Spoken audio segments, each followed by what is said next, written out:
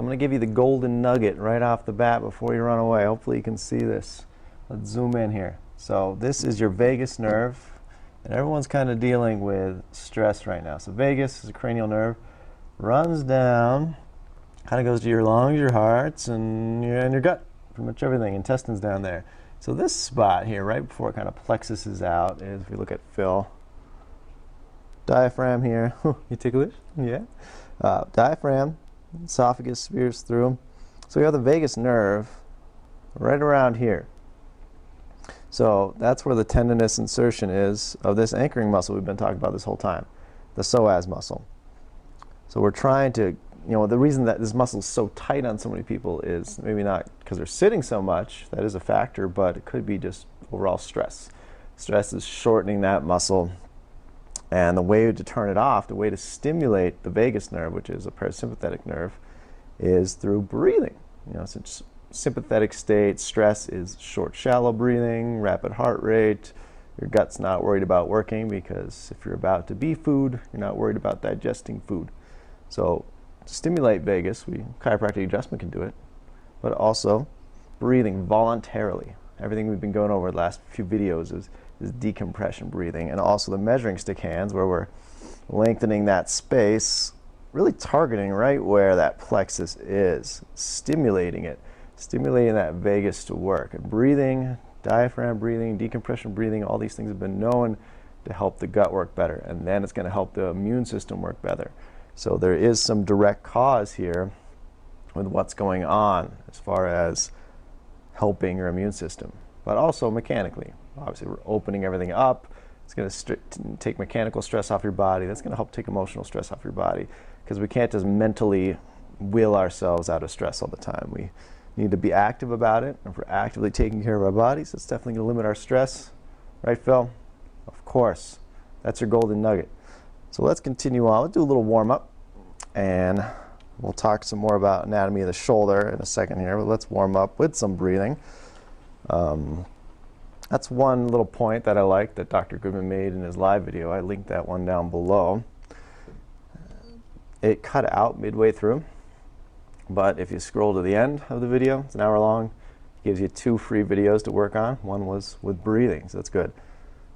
He also went over some anatomy. He kind of lost him halfway through the anatomy, but that was good. He showed you the muscles you're supposed to be using in foundation training, so that might help you see where you're supposed to be going with that. So check those out. Check out Dr. Daniel and Dr. Heitz's videos too, especially if some of this stuff today is hurting you.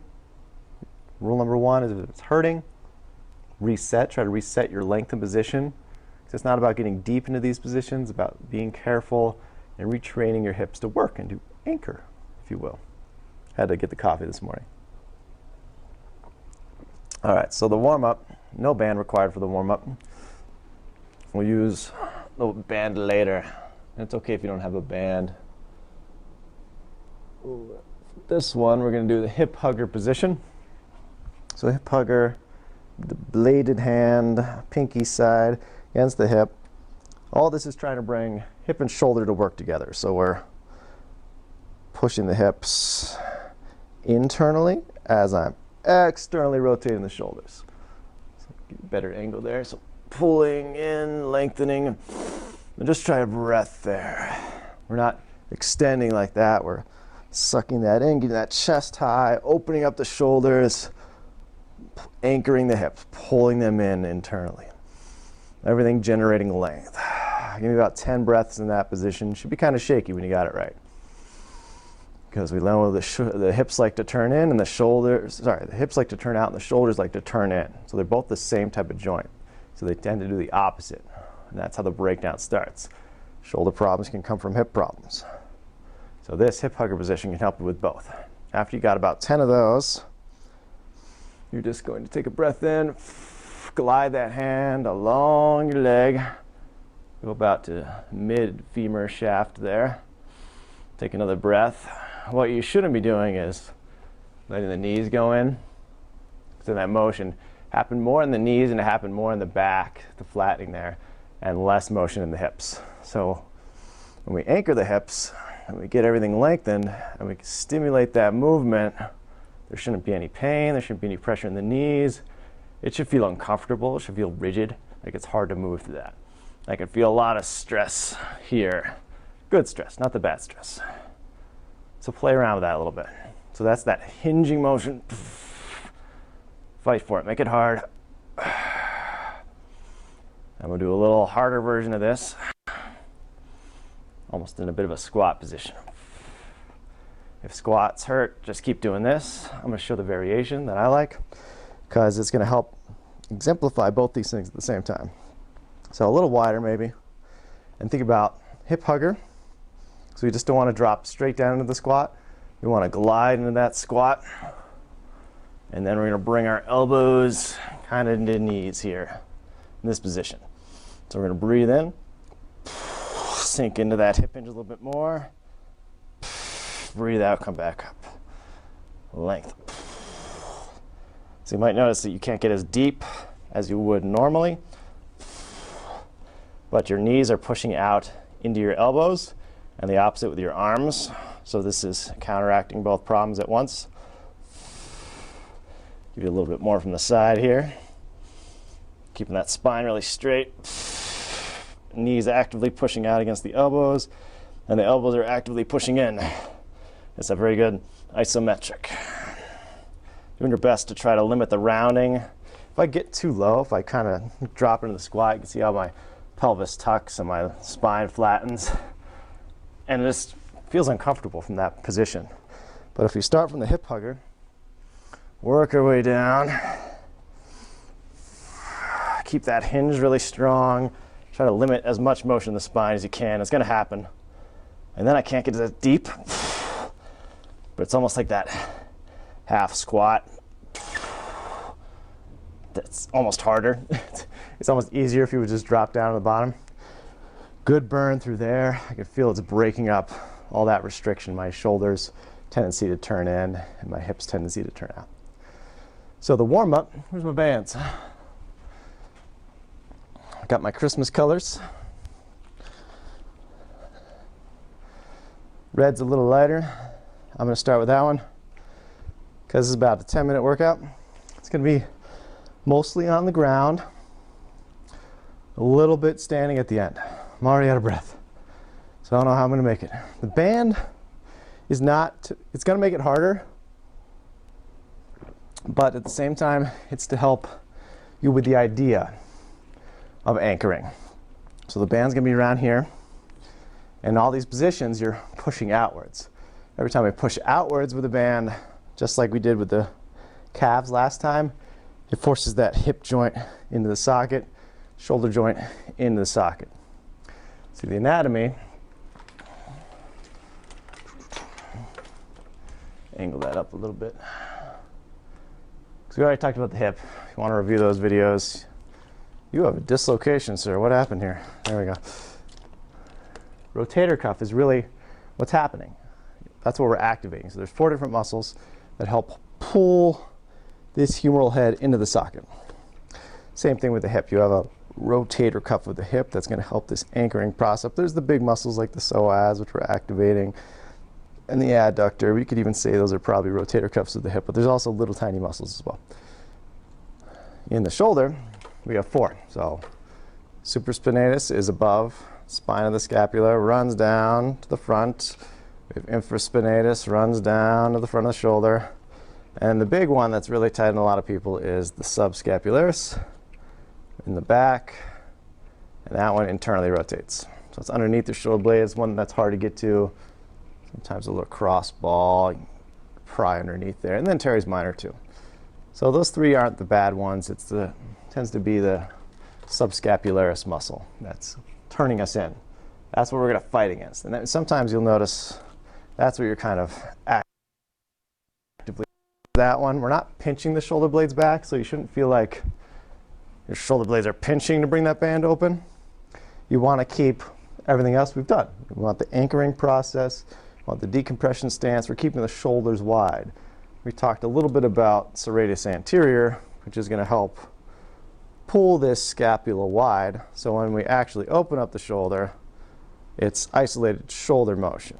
And we did that in video 1 with Dr. Daniel Anchoring part 1. We got them lay down, especially on your back. You can't squeeze the shoulder blades as well, so that's going to help you, but definitely think about actively keeping that chest really wide is going to activate serratus anterior, which runs along these ribs, and it'll keep the shoulder blade wide so it doesn't pinch. So we don't want the spine and the shoulder blade doing the work, we want the actual shoulder doing the work, just like we wanted the actual hip doing the work. Because we have that same problem, where it's, okay, it was easy to do this motion, but where'd the motion come from? Mainly from my low back, mainly from my knees, and that's the go-to to a lot of people. They don't think about the motion at the hips. It looks almost the same at first glance, but you can see the hinging versus the tuck of the pelvis, the rounding of the spine, see what it does to the neck. Some people can hold that when they're on the bike versus, trying to be there when you're on the bike. Walking like this or walking like this. Running like this or running like this. Everything's stacked. Those little tricks help along the line. So let's get through this workout. Hi, Jessica. I'm going to take the mic off, but I'll leave it up here for you so you can hear all this. All right. Get your mat out, get your bands out. It's party time.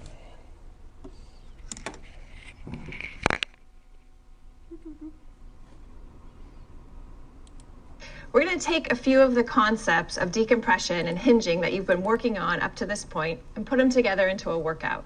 We're going to start on your stomach. You're going to lie all the way down. We're going to start with prone decompression. So you're going to bring your arms straight up overhead. You're going to have your arms about shoulder width apart, maybe a little bit wider. You're going to bring your knees together, your toes touching, toes curled under. And we're going to take 5 big decompression breaths here. As you breathe in, you're working really hard to expand the back part of your rib cage and to lengthen the base of your ribs away from your hips. As you exhale, press your fingers into the ground, pull your chin straight back so that your head is elevated above the ground, and begin to pull your belly away from the ground. Again, on the inhale, you're working for length and expansion, and as you exhale, you're engaging the front side of the body to try to maintain that space. Keep pulling the chin straight back, head is above the ground, fingertips are pressing down, knees and toes are staying on the ground. You're going to take one more big, deep breath right here, getting as long and as broad as you can get. From here, you're going to keep your head right where it is, and we're going to transition into anchored back extension. You're going to bend your elbows so that your hands are by your shoulders and your elbows are by your sides. You're going to bring your toes up off the ground and keep your toes pulling back toward your shins. Knees are squeezing, and you're breathing your chest forward and away from your knees. Breathe your chest forward, pull your chin back. If your elbows are starting to lift up, press them down so that your elbows and hands are in the same plane and your shoulders are nice and open. You're going to take 2 more big decompression breaths here. The first one working on length. As you exhale, you're trying not to fall back down. Second breath, you're going to work on width. Breathe wide into your armpits. And after that breath, you're going to lower your hands back to the ground and your toes back to the ground. And we're going to go right back into prone decompression. Lengthen your arms up overhead. Knees and toes stay on the ground. Inner thighs are squeezing. Fingertips are pressing down and your chin is pulling straight back away from the ground. We're going to take 3 big breaths here.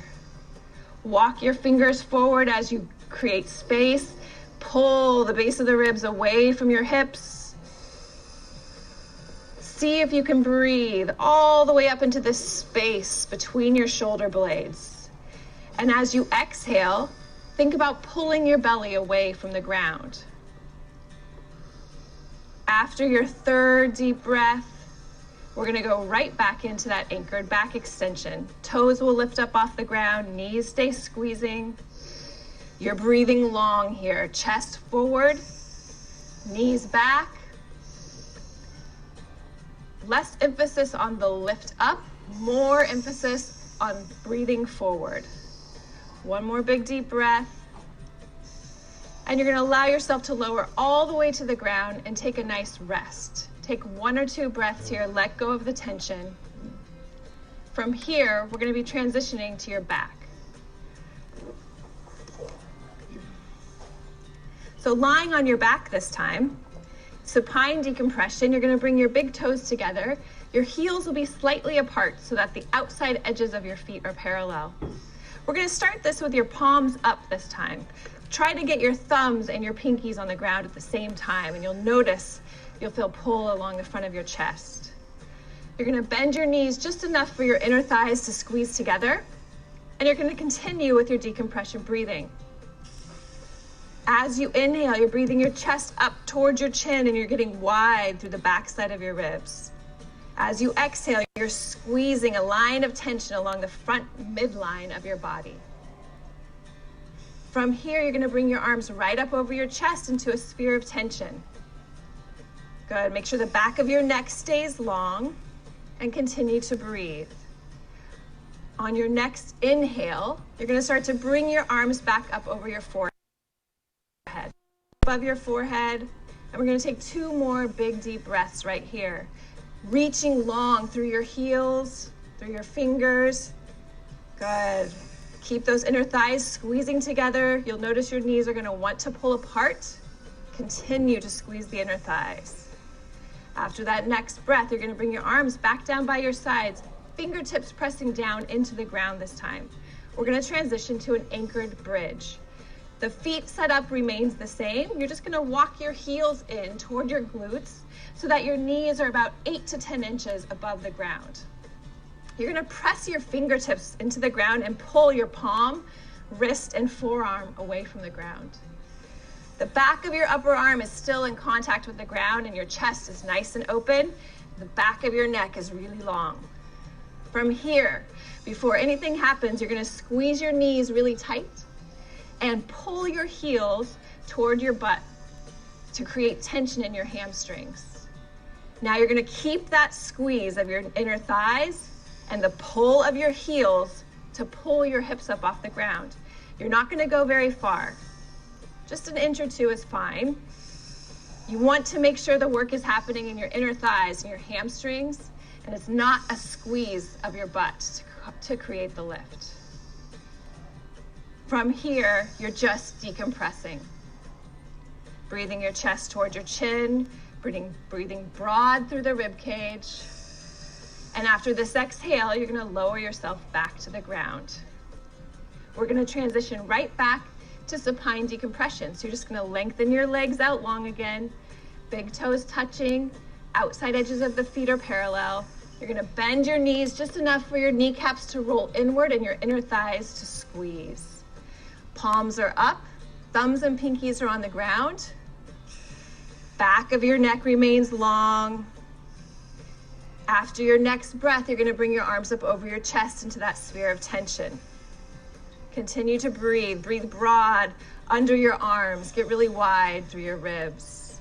And then start to bring your arms back so your hands are diagonally above your forehead. And you're breathing long from your heels through your fingers. And as you exhale, you're remembering to squeeze the inner thighs and create tension along the front midline of your body. From here, bring your arms back down by your sides, keep your legs right where they are, and walk your heels in so that your knees are back to our bridge position. Fingertips pressing into the ground, wrists and forearms are elevated. Check in with your head, make sure the back of your neck is still long on the ground. Squeeze your inner thighs, pull your heels in, and pull your hips up off the ground. You're gonna go for 3 big decompression breaths here. Breathing in for 3 counts and breathing out for 3 to 5 counts. After this next big deep breath, get really nice and long. Keep pulling those heels in. You're gonna lower yourself back down and let it all go for a moment. Shake out your legs, let go of the tension. And when you're ready, we're gonna come to our feet. We're gonna move into a lunge decompression. So we're gonna have Justina start with her right foot forward, left foot back. The first thing you're gonna do is line up the edges of your feet, right? Outside edges of the feet are parallel. Start with your hands on your hips and make sure your hip bones are both facing forward. From here, make sure your weight is distributed evenly between both legs. And you're just gonna start to breathe. Inhale, chest up, chin back, elbows wide. Start to scissor your legs if you're not doing so already. That's the anchor. Pull your legs toward each other. From here, you're gonna bring your hands into a sphere of tension right in front of your hips. You're gonna start to elevate the arms, try not to shrug the shoulders. Keep the chin pulling back. Start to lengthen up. As you do this, you should be feeling length along the front side of your back hip. One more big deep breath. You're gonna lower the arms back down. You're gonna step forward onto your front foot, and we'll switch legs. This time, left foot forward. Setup is exactly the same. Line up those feet, square up your hips. Make sure your weight is evenly distributed between your legs. You might have to remind yourself to shift back a little bit. Breathe up, away from that nice, strong downward anchor. Good. From here, you're gonna open your arms into that long wing position. Chest up, chin back, staying broad. Bring your hands in front of your hips and start to elevate the sphere of tension diagonally in front of your forehead. Good. Once your arms come up, if your head's jutting forward, pull the chin back. Keep the back of the neck really long. We're gonna take one more big deep breath, getting as long and as broad as you can. And then you're gonna lower the arms back down. You're gonna step forward on that front foot. Shake it out for a second. We're gonna finish this series with the founder. So you're gonna start with your legs a little bit wider than shoulder width. Good. Outside edges of the feet are parallel. You're just gonna shift your weight into your heels just until you feel your toes get light on the ground. And then you're gonna anchor those 3 spots on your foot, under the ball of your big toe, your pinky toe, and your heel. Push those 3 points into the ground and start to breathe up and away from them. Let's start with measuring sticks. Decompress, lift your ribs away from your hips, and then start to pull your hips back and away. Keep your chest high, your hips pull back. Good, you should start to feel tension in your hamstrings and your low back. From here, you're gonna bring your arms to long wing. Rotate back from the shoulders, not the wrists. Chest up, chin back, big and broad. Start to bring your arms out in front of you, and right away, start to bring your arms up. High as you comfortably can. Again, we're not shrugging through the shoulders, we're lengthening the back of the neck. You have 2 more big breaths here. Stay strong here. Hips are reaching away from your hands. And then you're gonna bring your arms down, you're gonna stand all the way up and congratulate yourself because you just finished. We're gonna take a few of the concepts. That was pause. That was a pause button. So, give me a second here, guys. Now, really like the band. One of the problems was this one's a little too loose. Green one, shorter, might have worked with the sphere of tension, but it's okay as long as you go out wide like I did. That's a good variation. Really liked it in the anchored bridge position, because then it's almost like you're doing a bridge against a band, which is awesome. I always like that one anyways. But the anchored bridge against the band, wow. It also reminded you to where you're supposed to be sucking in. When you're doing the standing long wing position, reminded you to engage right where that vagus nerve runs, where it plexuses out into all your digestive organs. Really important that we engage right in that spot. If you want to think about that anatomy, let's show you one more time. Because neurologically, there's a lot going on there. Right there. Right there. So that's actually the artery it's traveling along. Underneath, this is the esophagus, and that's your main aorta. And then right there, top of the lumbars, end of the thoracics, that's where we want that engagement happening, because your psoas is running here, here, all attaching that same area to the bony structure, of course, but this is so close that it's got to be connected. Class is in session. Any questions, guys? Hopefully that helped. Watch the last video too, anchoring with the band. Again, it's not that you're using the band every time to make it harder, it's just to help instill that idea of what you're supposed to be doing. So yeah, the rotator cuff, really burning. That's where you should feel it, in the shoulders. Good burn, not a painful, sharp.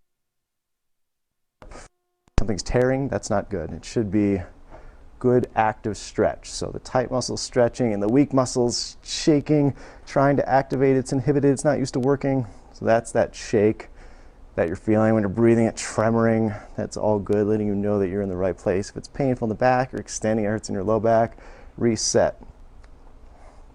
What do you think of standing in a doorway? It's good or bad. You just want to be careful about, with the doorway stretch, not extending from the back.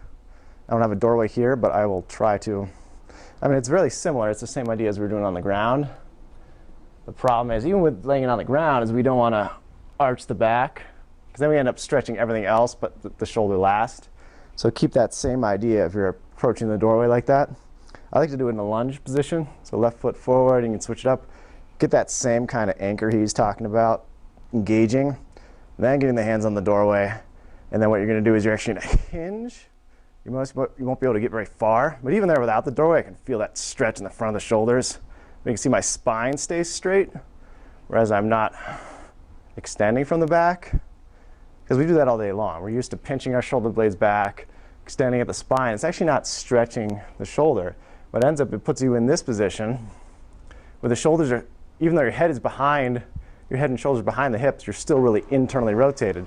You've just done this as much as possible to try to drive back, but the shoulders pull in even more. It just looks like you're correcting the problem. You're not. They're still turned in and the hips are very turned out. So a lot of people will say, hey, that's great posture. It's not. Nothing's stacked. We need to be like Phil, right? Ear, shoulder, hip, heel in a straight line. So think about that with the doorway stretch. You don't have to do it in the lunge. You can do the same way at the last exercise we did, which was the founder. You could definitely do that same thing where you're engaging, measuring stick hands here, hinging into that doorway. That way the spine stays straight. Where's the motion happening? The hip. Helpful? You do it one side. You don't have to do both sides. One side of it, kind of lunge into it. Then do the other side. Even it out. Make sure you're switching the legs up. But yeah, that's the big problem with the doorway stretch is we don't want to pinch the shoulder blades. We want to keep them wide. And that way when you're breathing too, when you're doing the doorway stretch, that'll help. We're expanding that chest. The shoulder blades are pinched. You can't really expand into that chest as well. So everything's really wide. And that's kind of another hard concept for people, is to think about the chest really 360 degrees of expansion, not just leaning back. So it should feel kind of rigid and tight, and you'll notice those areas that your chiropractor is always working on, right? Because if we're really, think about it, if we're leaning back, we're still kind of rounded in that mid-back for leaning back. You haven't changed the rounding. It's still there. You've just pushed your hips forward. It's the only thing you've really changed. You've squeezed the shoulder blades a little bit, but you haven't really corrected the spinal curve, which is the lengthen. Lengthen. All right, I think that was it. So this is part 5, and I'm done. No more anchoring. Promise. I'll get on some other, strange rabbit trail. But hopefully that helped you guys, give you access to some of the videos, foundation training videos that I knew aren't out there. I cheated a little bit. I showed myself, so hopefully they're okay with that and they don't come at me. But the audio there will help, and I know I'm not the best model, but I try to do my best. It kind of reminds me when you're laying on the ground too. Think about same thing. Even when you're on the ground, don't let the belly stick out. We're still trying to maintain that same idea of engaging that stomach, not letting it come down, even when we're laying on the ground. It'll be posted, I'll put it in a playlist. If you go to videos, there's only one playlist right now, and it's anchoring of the hips or some other such name. I think there's 3 on there right now.